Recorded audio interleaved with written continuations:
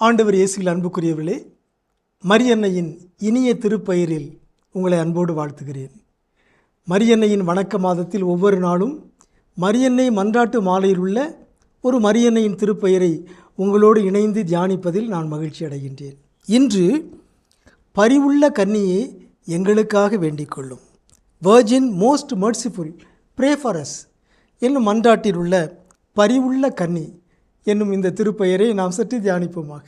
பரிவு என்பது எத்துணை அருமையான சொல். தமிழில் உள்ள மூன்றெழுத்து சொற்களில் பரிவு என்பது ஒன்று. அன்பின் ஒரு வடிவம்தான் பரிவு. இரக்கம் என்பது அதனுடைய மறுபெயர். பரிவு என்பது இறைவனுக்கே உரித்தான பண்பு, இயேசுவுக்கே உரித்தான பண்பு.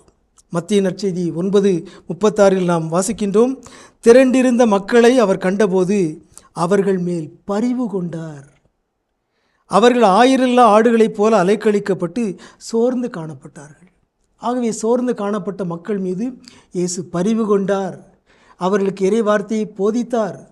அவர்கள் பசியோடு இருக்கும்போது அப்பங்களை பலுக்கி பெருகச் செய்து அவர்களுக்கு வயிறார உணவு தந்தார். அனைத்துக்கும் காரணம் பரிவு தான். எங்கே பரிவு இருக்கிறதோ அங்கே வல்லமை வந்து விடுகிறது. எங்கே பரிவு இருக்கிறதோ அங்கே புதுமைகள் நடக்கின்றன. எங்கே பரிவு இருக்கிறதோ அங்கே வல்ல செயல்கள் நிகழ்கின்றன. இயேசுவின் தாய் அல்லவா நம் அன்னை மரியா. எனவே அவரிடமும் பரிவு இயல்பாக பொங்கி வழிந்தது. ஆகவே அவர் பரிவு நிறைந்த ஒரு தாயாக, மிகவும் இரக்கம் நிறைந்த தாயாக இருக்கின்றார். திருமறை தந்தையர்கள் திருமறை நூலை வாசித்து அன்னை மரியாவின் பல முன்னோடிகளாக பழைய ஏற்பாட்டு பெண்களை இனம் கண்டார்கள். பிரான்சிஸ்கன் துறவியான புனித பொனவெந்தூர் ரூத்து நூலில் வருகின்ற ரூத்து என்னும் அருமையான பெண்மணியை அன்னை மரியாவின் முன்னோடியாக பார்க்கிறார்.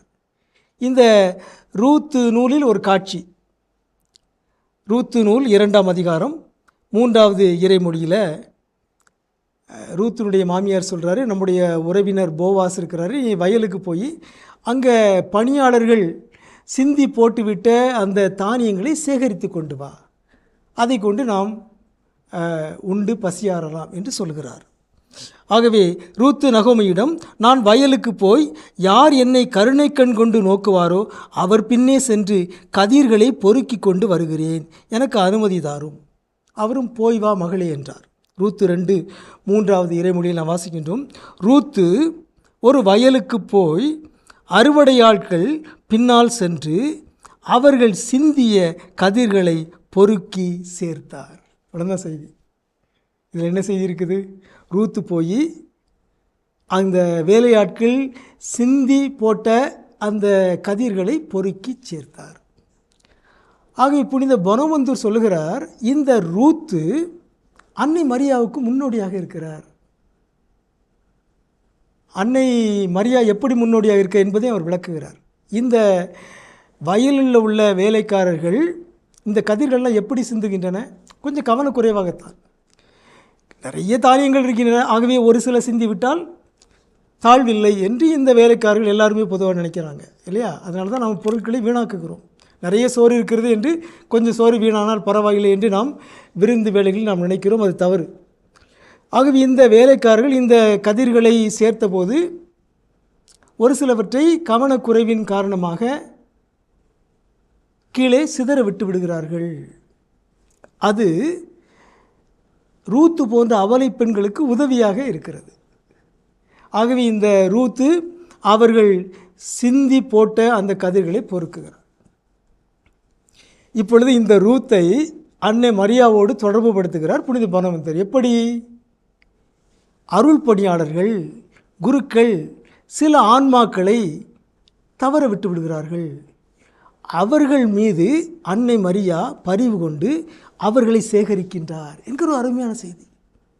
உண்மைதானே? நம்முடைய பங்குகளில் சில பங்கு தந்தையர்கள் இவங்கெல்லாம் தேர மாட்டாங்க, இவங்க நம்மளை ஏற்றி பேசுகிறாங்க, இவங்க கோயிலுக்கே வர்றது கிடையாது என்று சிலரை நாம் ஒதுக்கி விட்டு விடுகிறோம்.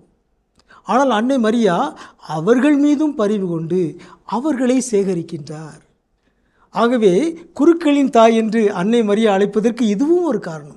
குருக்கள் தங்களுடைய கவனக்குறைவினால் அலட்சியத்தால் தவற விடுகிற ஆன்மாக்களை அன்னை மரியா குருக்களின் பின்பாக வந்து அவற்றை சேகரிக்கிறார். எவ்வளோ அருமையான செய்தி பாருங்கள். புனித பனவந்தூர் இதை சொல்லியிருக்கிறார். ஆகவே அன்னை மரியாவின் பரிவுக்கு இது ஒரு எடுத்துக்காட்டு என்று அவர் சொல்லுகிறார். எனவே பரிவுள்ள கன்னியே எங்களுக்காக வேண்டிக் கொள்ளும் என்று நாம் அன்னை மரியாவிடம் வேண்டி அன்னையிடம் இருந்த அதே பரிவும் நம்மிடம் இருக்குமாறு நாம் பார்த்து கொள்வோமாக. நாமும் பிறர் கவனக்குறைவால் அலட்சியத்தால் சிதற விடுகிற மனித ஆன்மாக்களை, மனித இதயங்களை, மனித உள்ளங்களை அன்னை மரியாவைப் போல பரிவோடு நாமும் சேகரிப்போமாக. உங்களுக்கு அமைதி உரித்தாகுக.